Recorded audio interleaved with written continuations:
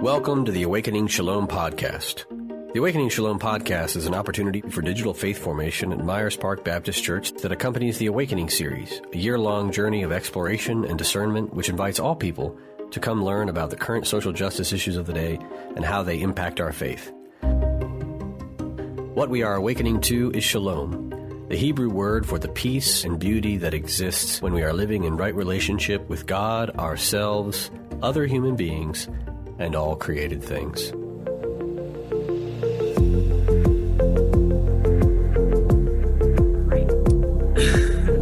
Welcome back to Awakening Shalom. We are beginning a new podcast series just in time for the election. It is called Theo-Political Creativity, Race, Class, and Faith. I am Mia McLean, and I'm here with James Baldwin. You wish. It's just me, Ben Boswell. Yes, and we are excited to dive into this conversation. Listen, this is election season, and by the time you're listening to this, we'll be less than a month away from the election. So I hope that you are registered to vote. I hope that you have made preparations to vote, either by mail or early voting or in person on November 3rd. This is a very important election. We decided to jump into this topic because it is pertinent as we begin to understand how political our faith is. I'd like to open each podcast with a quote. Today we are hearing from the Mark Charles and his 2019 co-authored publication, Unsettling Truths, the ongoing dehumanizing legacy of the doctrine of discovery. We were privileged to have Mark with us at the end of September, and he blew our minds, Ben. I don't know about you, but I really enjoyed having him worship with us. So good. So this quote is from well into his book. If you get a chance to read it, he dives into the idea of Jesus' political existence. And what he says here on page 50 is, the church was meant to be prophetic. The church is the strongest when it is subversive. And I want to jump ahead as he talks a little bit about Christendom, because that's going to be relevant into this conversation as well. The idea of Christendom, an early Christian empire, is an extra biblical concept that is not aligned with the teachings of Jesus.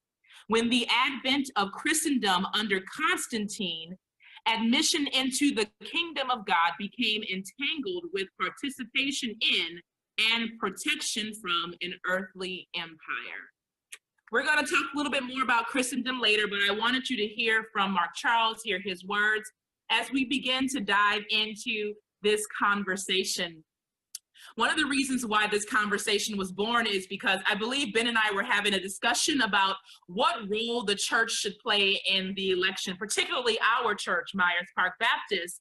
And I said, well, I don't really know, because every church is different, right? So I came from a community where around this time we would be doing voting drives, right? Getting people registered to vote, getting people who were released from prison re-registered or registered for the first time in the states that allowed that. That's not necessarily our reality here at Myers Park, Ben. So I wanted to talk a little bit more about both of our church experiences, past and present, and how they inform how we think the church should respond or show up in this moment. So I'd love to hear about your past and how you enter the conversation.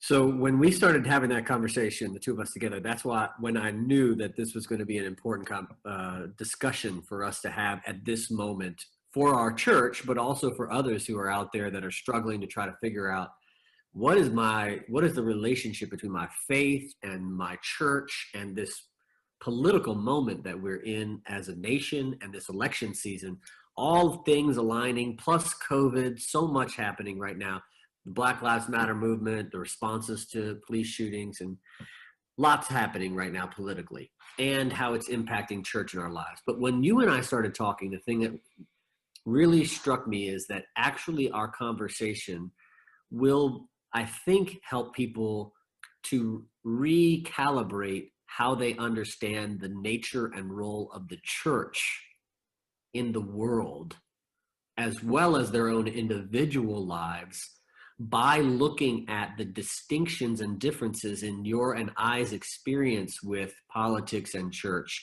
And as we talk about it, to begin to kind of reframe and get innovative and creative, as you mentioned with the title of this podcast, about what the relationship between church and the political environment is. I think we are suffering, particularly in the white tradition, from a failure of imagination, a lack of imagination about the political environment.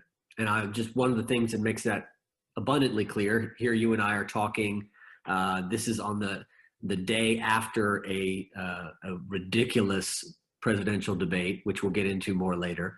And what this debate and what things like that between the kind of the heads of each party and their battle for the election does to people who've been in church their whole lives and are followers of Jesus is often an indication of our failure of theological imagination about the role of the church in the political. We have to recognize that a 2,000-year-old tradition never imagined that there would come a time where there would be an empire where there were only two choices, and every year the entire nation is divided between two choices, between two parties. We're one of the few nations that only have two parties. And so every time we get into this time of year, we are divided from each other by the nature of our system. And so when people say, oh, we just need unity, no, we cannot get it, and we never will have it, because we have a two-party system that is designed to pit America at odds with one another constantly. And so the only way to think through carefully, particularly because the church cannot be partisan without losing its nonprofit status in America, although many have tried, we have to think outside the box of our political system. We have to be able to have an imagination that can envision political engagement that is beyond partisanship, that does not necessarily privilege one party over another, or left, right, conservative, liberal, Democrat, Republican, and gets past the binaries. And so one of the reasons you and I are going to talk here, and I'm going to share my history in just a minute, but is to try to help people to imagine outside the binaries. But first, to do that, to do the creative imagining thing, we have to see how the binaries have been imposed upon our thinking so that we can deconstruct them from a church perspective. So how has the system that is the American political system so impacted the church in America over 400 years that we have a difficulty even thinking about the church's relationship to the political, right? Because it's been imposed on us for so long, and it's always been about this party system for so long, we can barely even imagine anything outside of, is it going to be this guy or this guy? And it's usually a guy, right? Is it going to be this party or that party, right? And I would say, Ben, it's because of that we can't even critique freely. So you can come against a fascist without being partisan, because that person is not a party. That person is a person who is not doing their job. And so it makes it difficult for us to even critique empire, because people think that when we're critiquing empire, we're critiquing their party. Right, that's right. And we have to acknowledge, for better or for worse, and this is one of those statements that just pisses everybody off, is that both parties are a part of empire, and both parties are a part of propping up empire. That doesn't mean that there's not necessarily an important conversation to have sometimes about which party is going to be the most just, or which party is going to be the most ethical. And we can talk about what those words mean down the road in a little bit. But that is an important conversation, but it should never be confused with the conversation that the church has to have about how to be the church in empire, which is a different political conversation than how to select from two partisan options to have the best outcome, right? Let's not confine our political conversation to the two-party system and to all that has been the limited and narrow imagination of American politics. And so we will not do that. And we probably have to remind folks of that each conversation we have, because people are going to want to pinpoint this and partisan this. But we're really just trying to have a conversation that helps people to expand their minds beyond this circus that we have found ourselves in. And it may have always been a circus. We can talk about that. But the one that we're in right now, because this focusing only on that will lead the church down a path of ruin. There is no place for us to go if all we have is this narrow street to walk on. So my history, just to kind of help people sort of understand, I think this is the most important part of the conversation. And, I grew up in a Methodist church. My parents and family were all Methodist clergy, and my mom and dad were lay people. And that's where I kind of grew to love lay people and the impact that they can have on a church, because my parents are like those, uber lay people who get involved in everything and do everything. And so growing up in the Methodist church, the only time I ever heard about politics in church was when my grandfather was referenced after his death, that he was involved in some ways in the civil rights movement, in trying to create inclusive churches and standing against racial bigotry in the Southwest Virginia. Other than that, never once in my entire childhood growing up in this Methodist church did I ever hear about politics in the church. So that's the first thing. That's a kind of a blank slate moment, right? But then when we moved to North Carolina, we began attending an evangelical church. It was supposedly Methodist, planted by the Methodists, but it was run by a graduate of Oral Roberts University, which is basically similar to Bob Jones, but just in a different state. Kind of a Bible college, very evangelical, fundamentalist. And that's when I started hearing about politics in church more often.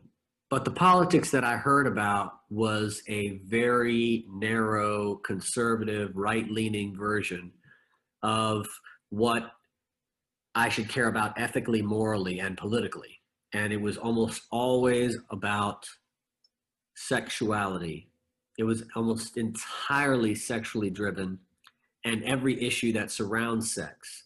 And the issues of that kind were, in that particular moment, it was, abortion, homosexuality, marriage, relationships between men and women and their appropriate place within the family and the household. And it was interesting because at that time, that was around the same time that Bill Clinton, this is going to date me, but this is around the same time that Bill Clinton and the scandal with Monica Lewinsky happened. Mm-hmm. And now that scandal, I've seen that scandal in so many different lights since then. But at the time, I was reading daily, like what Ken Starr was doing, just following Ken Starr. Because I was like, we're going to get him, we're going to get Clinton, because I had been hyper taught by my evangelical environment to focus on sexual sin as the worst sin. Now, meanwhile, Bill Clinton was doing a number of other immoral things in the world, right? We now know through the work of Ava DuVernay and others that Bill Clinton was involved in increasing mass incarceration, maybe more than any other president in United States history. And while he was doing that, all of us were focused on what he was doing with Monica Lewinsky, right? Allegedly, right? And there's this distraction. It becomes this grand distraction, right? But in my moral imagination at the time, I was taught that was the most important thing, because I had been taught that as a Christian, sexual ethics were the only ethic that really matters. We talk about lying and greed from time to time, but everybody kind of were like, yeah, wink, wink, yes. Lying and greed, those are bad. Wink, wink, sex. No. We take that very seriously. And that's why, divorce, add that to the list, right, of anything, because it's all related to sex in some way, sex and marriage and family, right? That's where the universe of morality was. And that's the universe of politics is we were focused on those things, focus on the family. I went out with my mom, we toured the Focus on the Family site in Colorado. While I, by the way, was looking at the Air Force Academy that's in the same town. I was possibly thinking about going to the Air Force Academy before I joined the Army. So here I am getting ready to join the Army to defend America, and my political tradition and my ethical tradition and my religious tradition is focused on the family and all that goes on with that.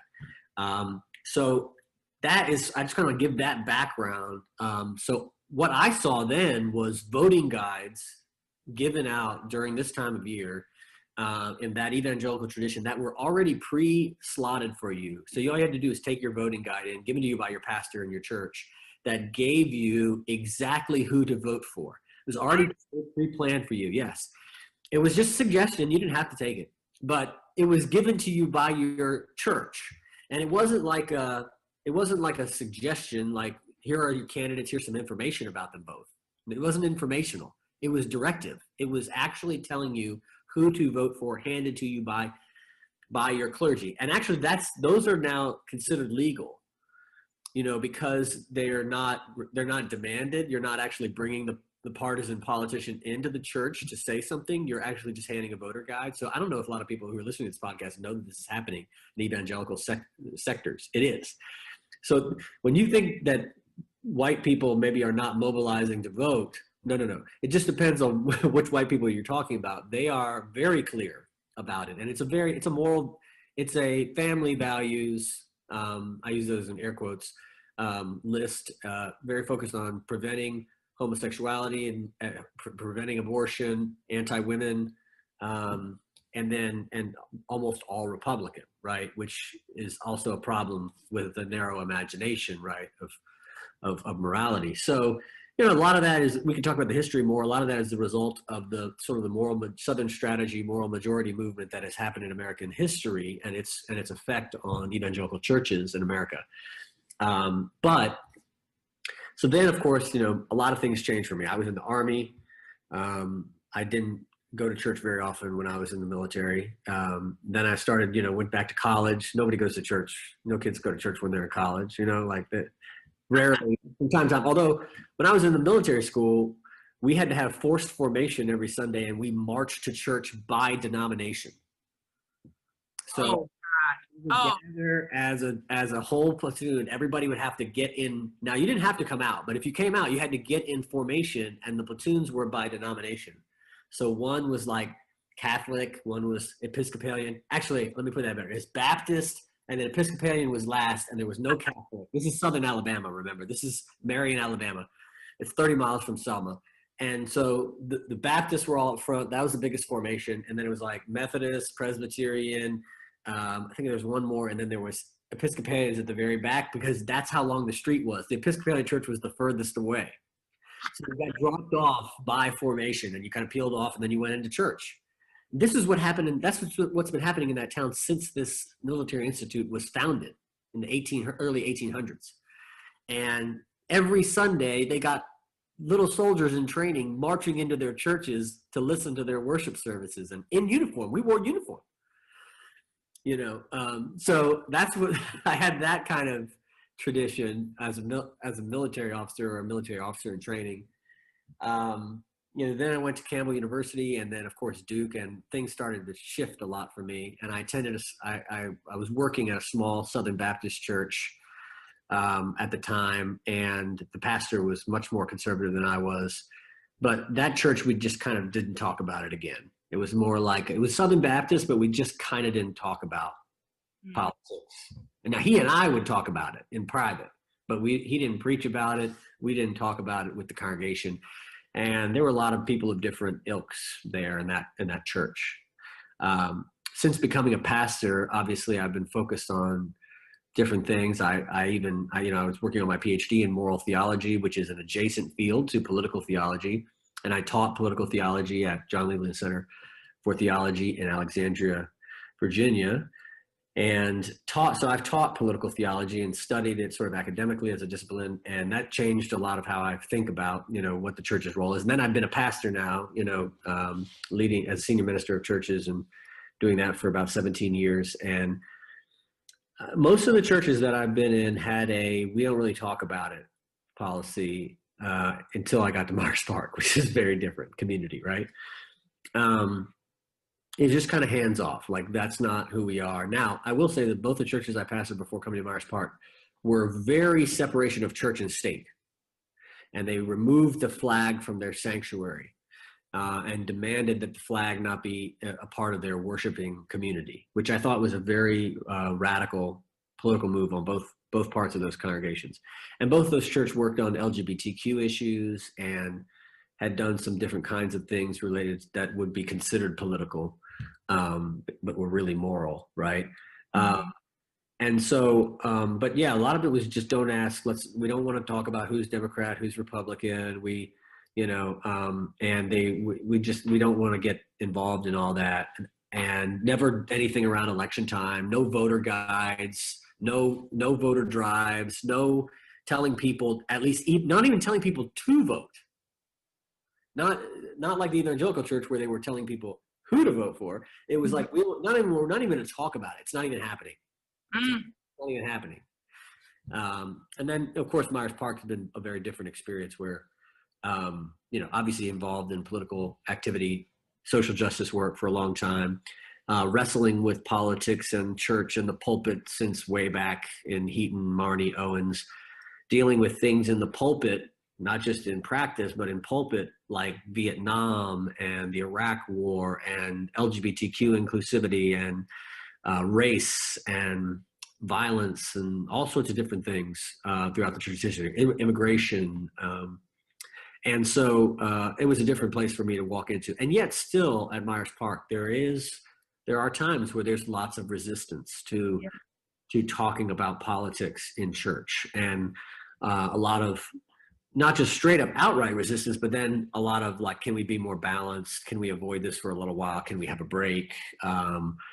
Or worries of becoming exclusive of more conservative members. Lots of different anxieties about what it means to be Myers Park Baptist Church and to be political. But we also, as far as I know, haven't in our history had a big voter movement when it comes to election time. Now, there's lots of talk about who to vote for in certain Bible study groups and small groups and Bible studies, but at Myers Park even, there's not been a history of spending an election year, the last few months before an election, in driving people to the voting booth.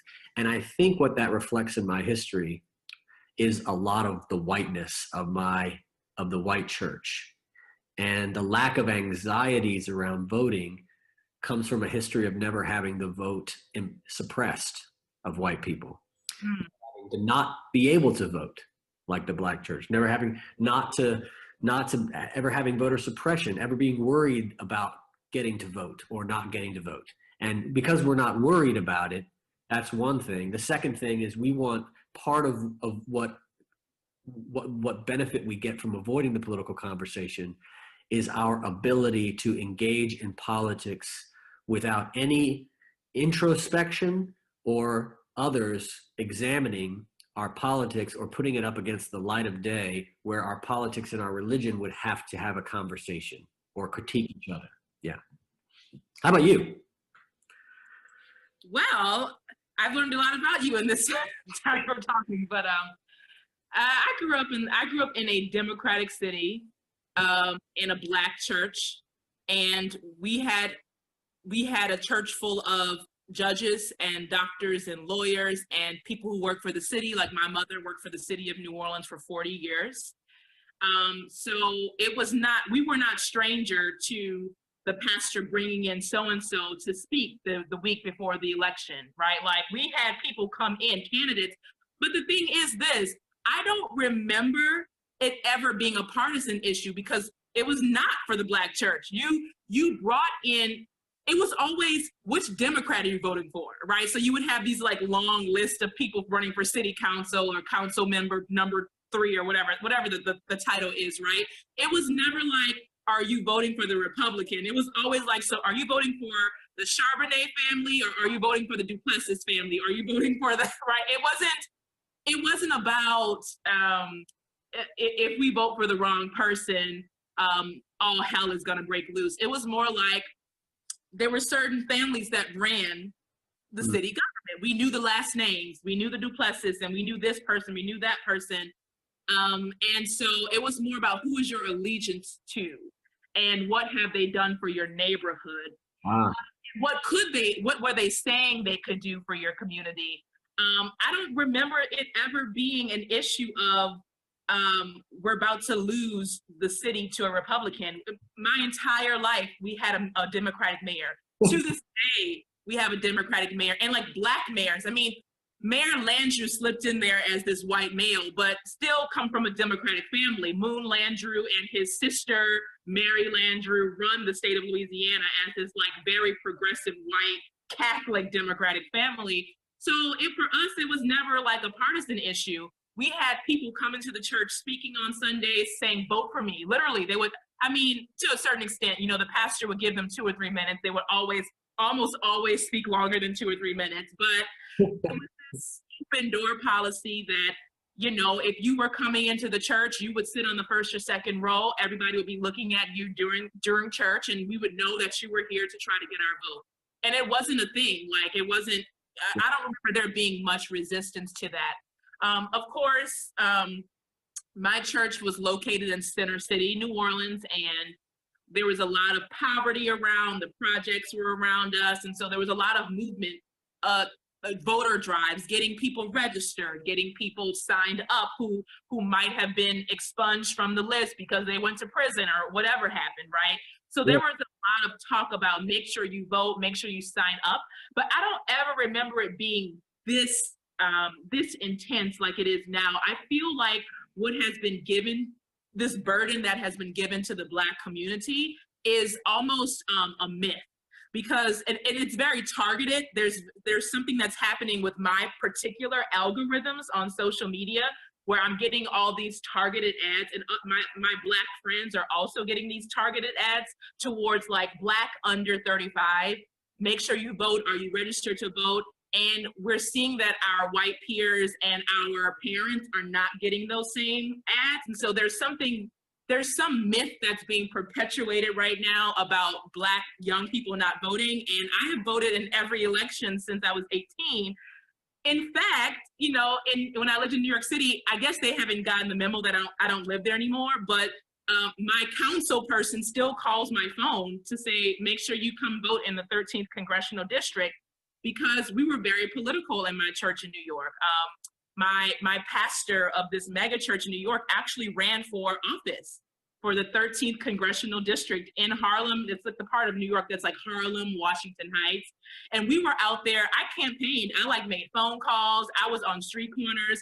It was very much a part of our way of life. And even in 2016, Bernie Sanders came to our church and spoke. So wow. This is what we do, right? It wasn't an endorsement, but this was before Hillary eventually got the nomination.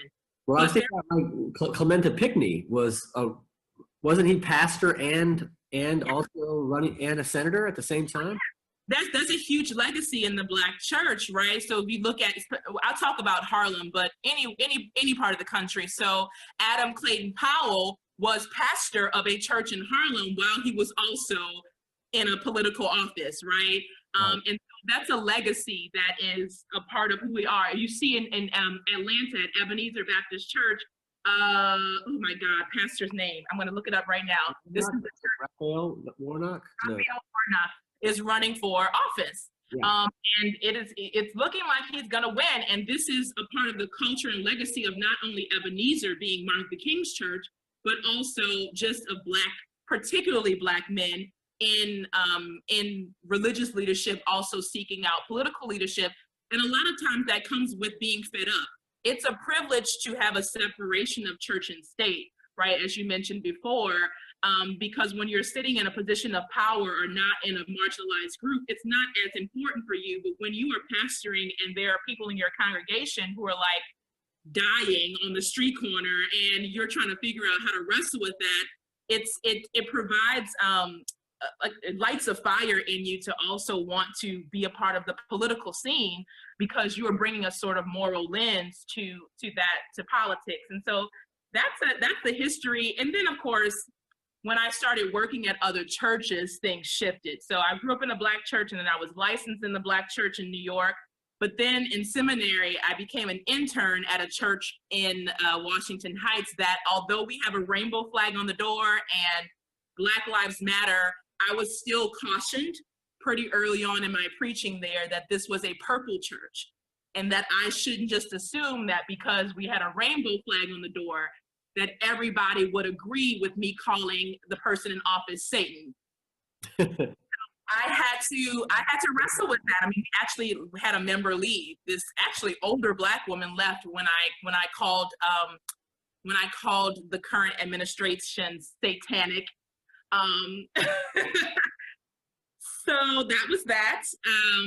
And so that's when I first started hearing about the purple church, right? That wasn't a part of my dialogue growing up. I didn't know what a purple church was. And since then, I've been hearing a continual conversation about purple churches.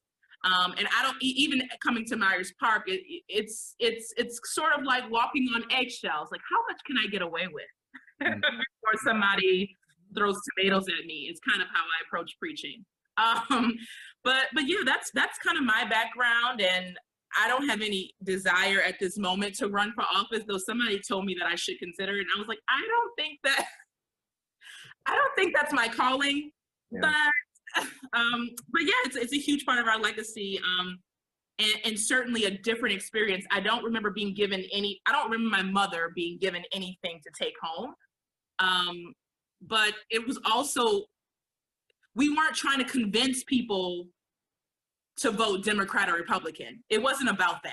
It was about, this person says they're going to do right by us, so let's give them a chance. But also, New Orleans is a very corrupt city, so I'm not sure that's the best practice. Yeah. Yeah. Okay. I mean, that your history is fascinating, right? So I think it's probably for those, at least for me, as a white person hearing you describe your history, it's so foreign. It's so different than what I experience. And so a lot of times I hear white pastors justify, or maybe excuse is the way they would put it, or differentiate the way the Black church approaches political, because they'll say, well, their history is different than the white church. We don't have a history of doing that. So of course in the Black church it's very different. And yeah. So, but I want to plumb that. Like, why? Yeah. Right? Why is it that you weren't worried about having to convince people to vote one way or the other, and yet white evangelicals are strongly concerned about making sure they know who you're voting for? Or why are white people just not even talking about it at all, not even trying to get people to vote, just not even dealing with it? Like the kind of general responses, if we had 3 buckets, right? There's like, try to get people to vote Republican as white evangelicals, right? Yeah. Mainline folks, purple churches, as you say, never talk about it, try to avoid it at all costs, maybe lightly touch on it, but neither of these are talking about, drives to the vote, trying to get people out to vote. Like the white evangelicals, if they want Republicans, they're not going to try to get everybody in the community to vote. They only want people to vote who are going to vote the way they want to vote, right? In the middle, we're not going to talk about voting at all because we don't want to talk about politics at all. So we're going to avoid all things at all costs. And then over here, the Black church that is saying, no, we're going to bring candidates in. We're going to talk to them. This part, we may actually have our pastor may run for office and still pastor our church, and we're going to support them doing this. And a very different, and yet it's funny, you said almost like it was just a passing line that the separation of church and state is a privilege. And I just thought, what a great way to put it. I might say it a little differently, because I think separation of church and state, we need to distinguish what the Constitution says from the way people often use that term. The Constitution just says that it will not establish a church for America. That's all separation of church and state means. Yeah. From a constitutional perspective. But what the white church wants to do is to separate religion and politics. Yeah. Yeah. Right? Not just church and state, but religion from politics. Yeah. And that is a privilege, right? Because it's like, it's a privilege to be able to compartmentalize parts of your own self And I loved how you put that. I wonder if you would say more about it a little bit. It's so when you come from a context, so it's not just the Black church, it's the community that surrounds the church. So when you are coming from a context where you are walking with people whose children have been murdered by cops, and you are this is before I was in ministry, so it wasn't like I was the pastor, but if I were, right? So you are pastoring people who are very impoverished, whose only choice for school is whatever the raggedy school is down the street. So they're not really graduating high school or going to college. You don't have the privilege of being like, yeah, so I don't really care who's going to be our council person. And I say this because most of the conversations that I remember and most of the visitors that I remember to my church were not like people seeking to be mayor. Like Mark Morial was not concerned about whether or not he was going to win.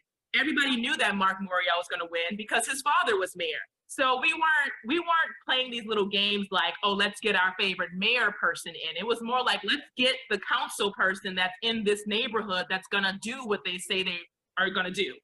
And I think that the politics becomes very infleshed and not a theoretical thing for impoverished communities or marginalized communities. And it's interesting though, because New Orleans was 75% Black growing up. So it's not like we were the minority.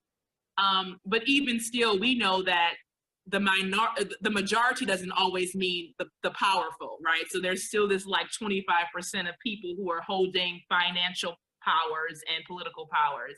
And so it was about, if New Orleans is 75% Black, why can't, and part of the reason why New Orleans is a Democratic city was because of the racial makeup. How is it that we can't mobilize to make sure we are getting the resources that these people are saying that we deserve, right? And so that's what I kind of mean by privilege. Is that because it's so infleshed, you can't just like not think about it. You're experiencing it when you're walking up the street. Your body is political. Right. And so for just to kind of reflect that, come from a different perspective, for a lot of white people in America, politics is not a life or death issue. Yeah. What political party you are for or against and how you vote rarely impacts your daily life in ways that are visceral and material and urgent, right? Now, some people will see it in their bank accounts, depending upon taxes and that kind of thing, and can pay attention and see the distinctions in there and how much they pay in taxes based on who is the president or what party is in power. But for the average white American, for a lot of white Americans, predominantly middle and upper class white Americans, the middle class, which is slowly shrinking, right? Whether or not Biden or Trump is president almost has almost zero impact on their daily life. I mean, literally, right? Now, for a lot of poor whites, that's different. And we can talk about that later and how that kind of the bait and switch there that has happened. But I mean, and so when you get in the voting box, very few times in my life until very recently have I thought that my action of pressing a button could lead to the death of another human being. Right. And not lead to the death of human beings who have not been born yet, whatever that means, but literally lead to the death of someone who's already alive, who has no resources, who's already starving, who's already on food stamps, who's already, just trying to make it from one day to the next and not get pulled over by police, just trying to live their life. Right. And so I think it takes a certain kind of consciousness raising for white people to get to a place where they realize that what they're doing in the voting booth is a life or death situation for people. This is what like the Poor People's Movement and Reverend Barber have been trying to say, like, if you take Medicare away, here's how many people die in a year because of that. If you get rid of the Affordable Care Act, here's how many people die, and don't replace it with something better, right? Here's how many people die as a result of not having health care per year. If you don't change this, schools, here's how many kids end up in prison instead of in college, right? I mean, it literally is life and death. And I think white people, for the most part, a lot of them are a step removed from that process, Yeah. And I think that so much of our faith becomes entangled with this cry for political change because we are following Jesus and the teachings of Jesus. And so a lot of what we're preaching is also in alignment with what we're seeking to have from our political leaders, whether it's the mayor or a council person. And right. I will say that there was never, I don't remember much talk about presidential. For the Black church, it was very, well, in my Black church, particularly in New Orleans, because I do kind of have multiple churches because my parents went to two churches, but in the Black church in New Orleans, it was very local. So we weren't wasting time that I remember, though I guess when I was born, George Bush, the first one, was president, I think. But I don't remember us wasting time talking about, like, are you going to vote for Gore or Bush in 2000 2000 was the year, right? It wasn't, when you got that high up, it was a no-brainer, right? So we were worried about what was going on statewide and local, because when you get that high up, it's just kind of like vote for the Democrat and go home, Yeah, so I think that there's something about the viewpoint as well. It seems that a lot of white churches have been overly concerned with the presidential. Mm-hmm. Yeah. Yeah, I mean, I think that's interesting. I part of that is because I think a lot of local communities were built by white people for white people and have white people in charge of them for so long that they don't really have to worry as much about the local politics because they're in charge of the local politics. Mm-hmm. They start to worry and get anxious about a national change, right, that may impact their lives on a national scale. And it just shows the difference in the ways in which marginalized or impacted communities approach political engagement, right? And I think that's what we wanted to raise up by the difference between our stories is how your social location almost always determines how you think about the church and your moral responsibility as a Christian in relationship to politics, as well as how you engage in the political or what you think is appropriate and not appropriate for a church to do or for an individual to do. So that's always contextual and determined by your social location. And I think a lot of white folks in the purple arena just imagine that this is how it is for everybody. We just try not to talk about it. We don't want to be divisive. But for a lot of folks, it's life or death. It's not about being divisive is the least of their concerns. They got to worry about whether or not the policies coming are going to kill them, literally kill them.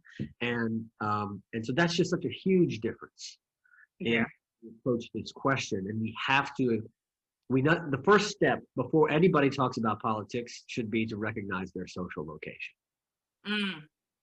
Yeah. Do what you and I just did is tell your story. What's been your experience of church, of politics and church, and where do you sit in these camps of, evangelicals handing you the voter card of who to vote for, the purple church tradition, and the Black church tradition, right? And that's not to say that the Black church is homogenous. No. Or the Latinx church. We know that there are Black Republicans, and prior to the era of Trump, it wasn't as big of a deal to have somebody in your church who was voting Republican because it didn't seem as crucial. Right. Back then. We always knew that there was a class of Black elites who were trying to protect wealth, certain kinds of wealth, and they were voting for those people who promised to help them stay wealthy. Right. So it's not that it's a homogenous, but we didn't let the community tell us who to be. The church told the community who it was.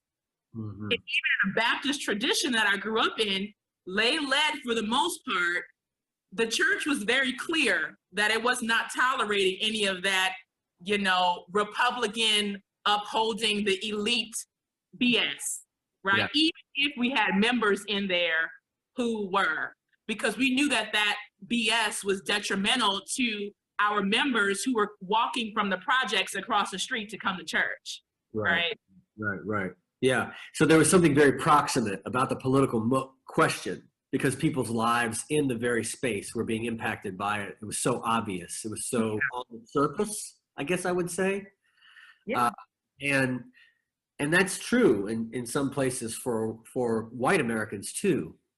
And which is, it's sort of like, so when you talk about like sort of how a wealthy Black person would vote Republican, that also is as confounding to me as a white poor person who is suffering under policies sometimes that have really hurt their community, right? And so there becomes these questions about, why do we vote for these? Why do we get caught up in these political parties, imagining that one or the other is somehow out for our best interest, right? Yeah. And I think everybody's trying to tell us one of these parties is for us, whether we look at different, whether we're women or men or white or wealthy, or one of these parties is for us. We're the party of this. We're the party of that. And I actually think the parties are doing this now more than they ever have. It's being very, very clear, maybe since probably the 1920s. Or late 1800s of Reconstruction era, where they were like very clear, we are the white supremacist party, right? Now it feels like we're kind of going back to that, where it's like, no, we are the party for white people, and that's the party for everybody else, and this is how it is, and deal with it like it is what it is. And that's kind of a scary moment to be back in something like that, less than 100 years after that white supremacist movement of the turn of the century. Yeah. And it does impact the way we do church. Yeah, it does. It really does.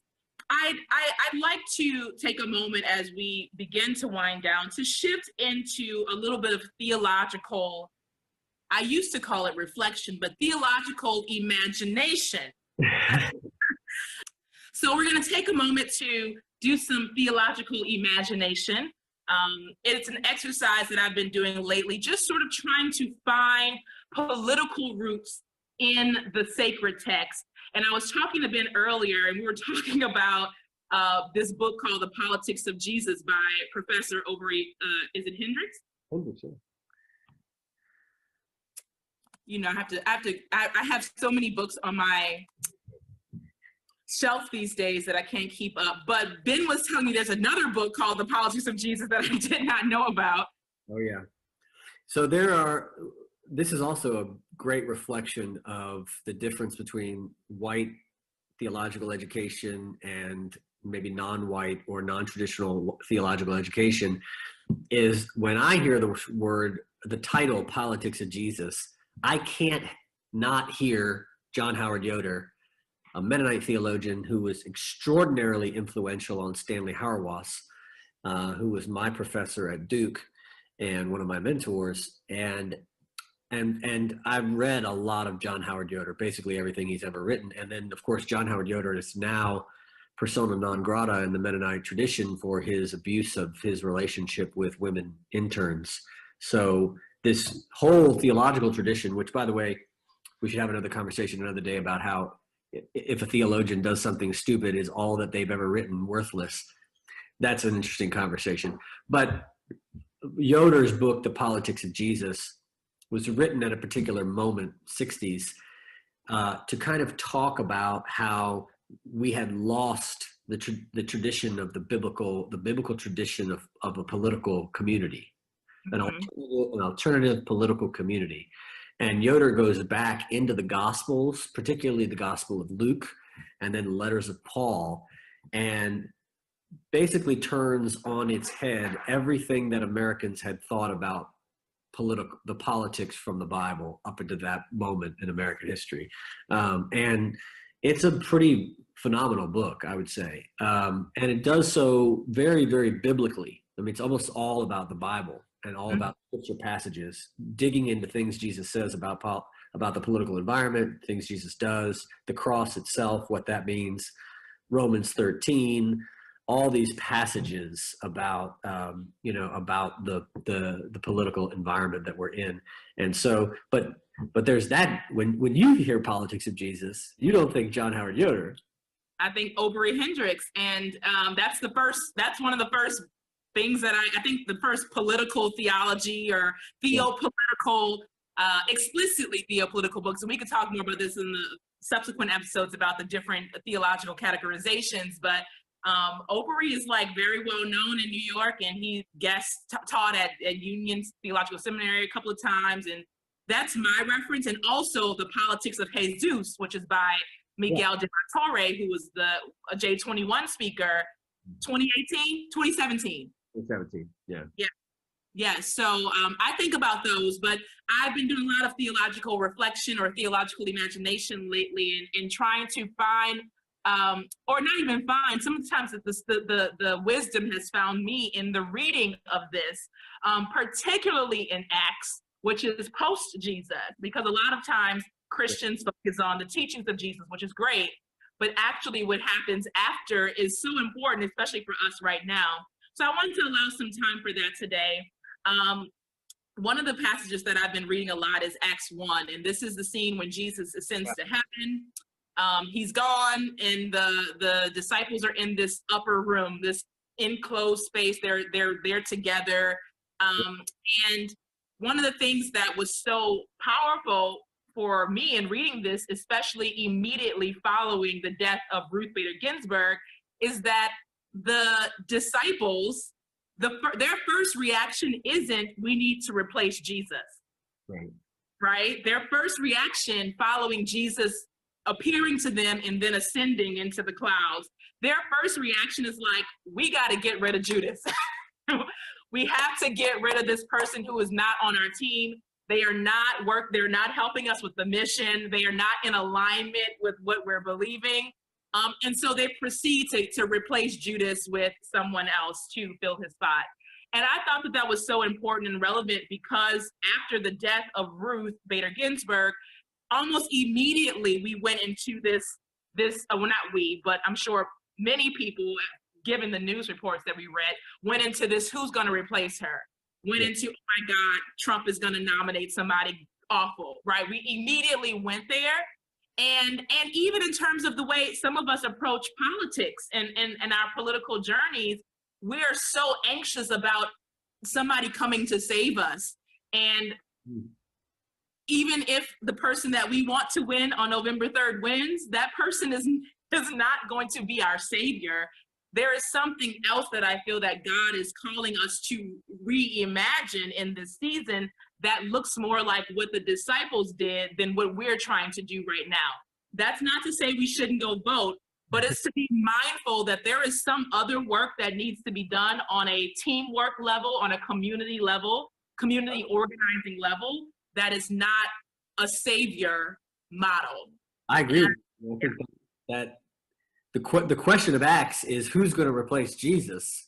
What is going to replace Jesus? That's the story. That's the main character of what has been called the Gospel of the Spirit by Justo Gonzalez. It is all about the Holy Spirit's coming to replace not Jesus, but only the corporeal presence of Jesus's body in history. And so the Spirit comes to animate the church and to give church vision and purpose and meaning and direction after Jesus. And as you and I talked about in our talk back, recently after Mark Charles' sermon, the Spirit is more progressive and inclusive than Jesus was at the moment of Jesus's resurrection, because the Spirit is the ongoing lived presence of God's dream for the world occurring in human history. And that will always be changing the way in which human beings relate to God, to each other, to church, to Jesus, et cetera, et cetera. And so that's the character we should be concerned about, is and if we kind of apply that to this political moment, the question is, where is the Spirit headed? And where is the Spirit driving the church calling the church, leading the church. As the old saying goes, the Spirit is always 50 years ahead of the church, right? Maybe longer. And the Spirit is often dragging the church, kicking and screaming behind it into God's future. And so our task as followers of Jesus is to imagine, to use our imaginations, as you said, to figure out where is the Spirit calling us and taking us and leading us to in this political moment, with the creativity of the Holy Spirit and the innovation of the Spirit, to think about how we engage, and not to be caught up on replacing Ginsburg with so-and-so, or even replacing Trump with so-and-so. It's this replacement of individual humans as the salvation of the church or America is just, it's a joke. It's a game. That's not the Christian political imagination, or a Jesus-driven or Spirit-driven political imagination, which is going in a different direction. The Spirit is not as concerned with empires, right? Or what happens to empires, or who leads an empire. The Spirit is animating a community of people who are living an alternative life together and are including politically new people all the time, right? And proclaiming prophetically the good news of Christ's death, which means, of course, God's solidarity with the poor and oppressed is the truth. And therefore, the church is solidarity with the crucified is the mission. And so you tie all those things together, and you can see the Spirit following the Spirit is a much more creative and productive and fruitful and fulfilling path for the church than trying to replace people. Yeah. And I think that what we're going to learn in the next episode of this podcast is that we need to be always pushing our theological imagination toward what you were just saying. That what we've been given, like you said in the beginning, with the partisan conversation point, what we've been given is not the end all be all. There is so much more. There is so much greater. If we could allow ourselves to imagine, to really take even the teachings of Jesus a step further, or take the Holy Spirit and Acts a step further, and really imagine what could be, right, we wouldn't feel so stuck in the situation that we're in now, where it's like vote or don't vote, or whatever the conversations are on Twitter. Yeah, exactly. Yeah, I think we have to kind of get our minds, widen our imaginations, because there's a lot of the political stuff that we're really not in control of. Yeah.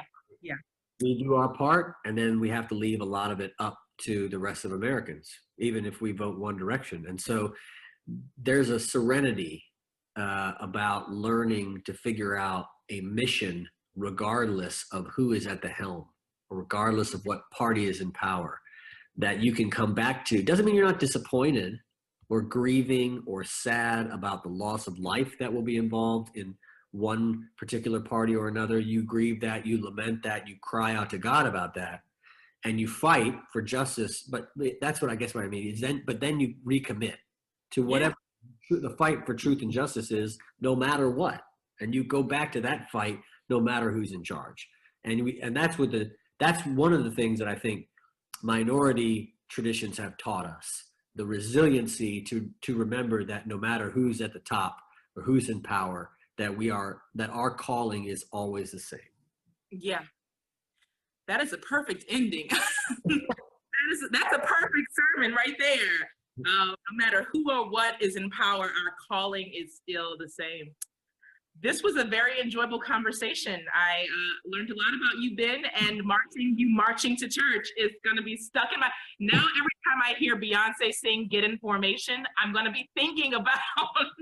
That's a formation, yes, but it is. It's a good critique of what I experienced. Yeah. Yes. I'm really excited for those of you who will be following us to have next episode to have a special guest. So please tune in. She is going to blow your mind because she blows mine often. So I'm so excited to continue this conversation. It's timely and needed for such a time as this. So thank you, Ben, for sharing with us today. Thank you, Mia. It's great to talk to you. Yes. All right, y'all. Take care.